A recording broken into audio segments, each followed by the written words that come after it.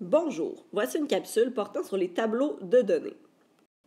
Donc, il existe deux types de tableaux de données en statistique. Le premier, c'est le tableau de données condensé et le second, le tableau de données groupé.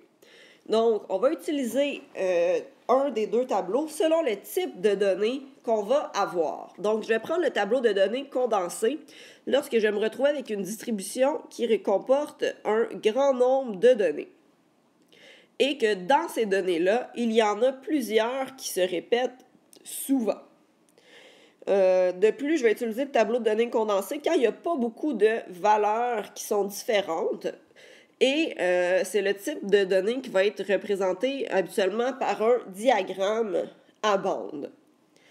Par la suite, on a le tableau de données groupé. Donc, le tableau de données groupé va s'utiliser quand on a un grand nombre de données dans notre distribution, tout comme le premier tableau. La différence, en fait, c'est que les données de cette distribution-là ne se répètent pas souvent. Donc, il y a très peu de données qui sont identiques et qu'il y a beaucoup de valeurs différentes pour ces données. Et ce type de données-là, habituellement, va être représenté par l'histogramme. Donc, si on regarde des exemples, ici, on a un sondage où on a interrogé les élèves de la 3e secondaire pour savoir ils ont combien de télévisions à la maison. Donc, bien entendu, dans ce type de données, on a un certain nombre limité de réponses possibles. Donc, ici, si on regarde notre diagramme à bande, les données se retrouvent entre 0 et 10. On a certaines quantités où il n'y avait pas de réponse. Donc, 7, 8 et 9 télévisions, il n'y a personne qui ont répondu ces valeurs. Et on a 2 élèves qui ont répondu qu'ils avaient 10 télévisions à la maison.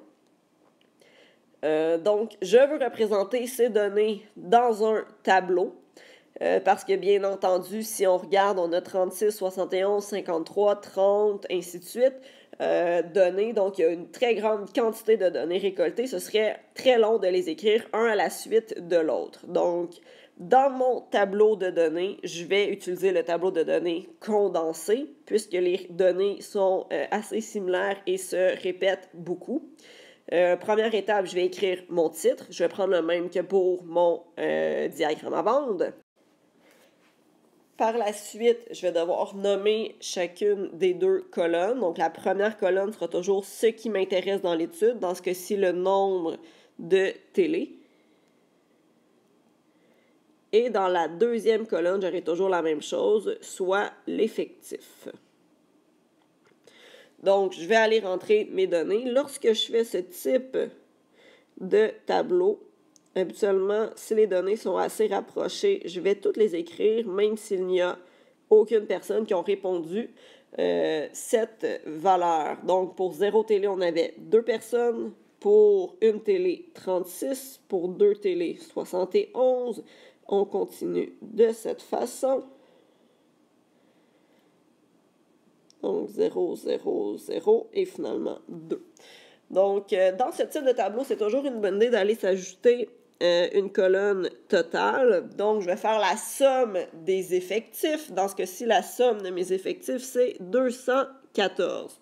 Donc, pourquoi est-ce que je fais le total? En réalité, c'est que souvent, on va nous demander de calculer des pourcentages pour avoir une meilleure idée de ce que représente chaque catégorie. Et pour calculer le pourcentage, bien, on a besoin de notre total. Donc, on s'ajoute une dernière ligne et on met le total dans le tableau de données condensées. Maintenant, si on regarde pour les données groupées, donc par classe, sensiblement la même chose. Donc, première étape, je vais aller écrire mon titre. Je vais prendre le même que pour l'histogramme.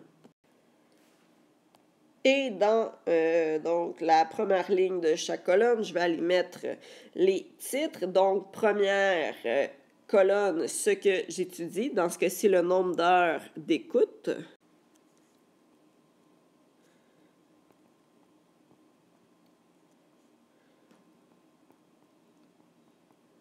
Donc, je vais le placer dans ma case nombre d'heures d'écoute. Et dans ma deuxième case, je vais aller placer l'effectif.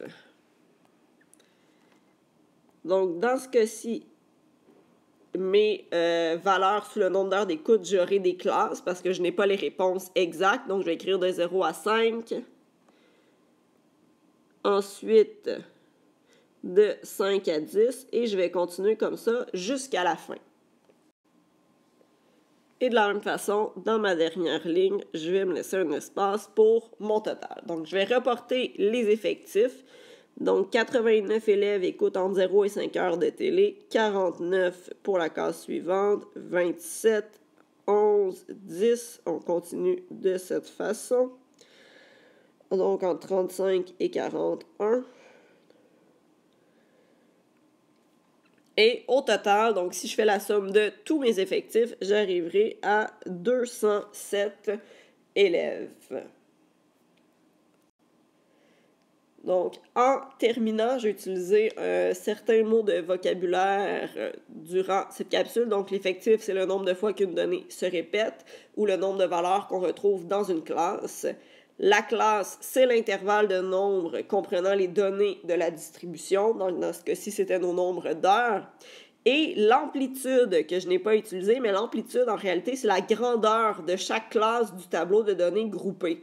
Donc, lorsque je parle, par exemple, de ma classe 0,5 heures, ben, l'amplitude est de 5, puisque en faisant 5 moins 0, j'obtiens 5.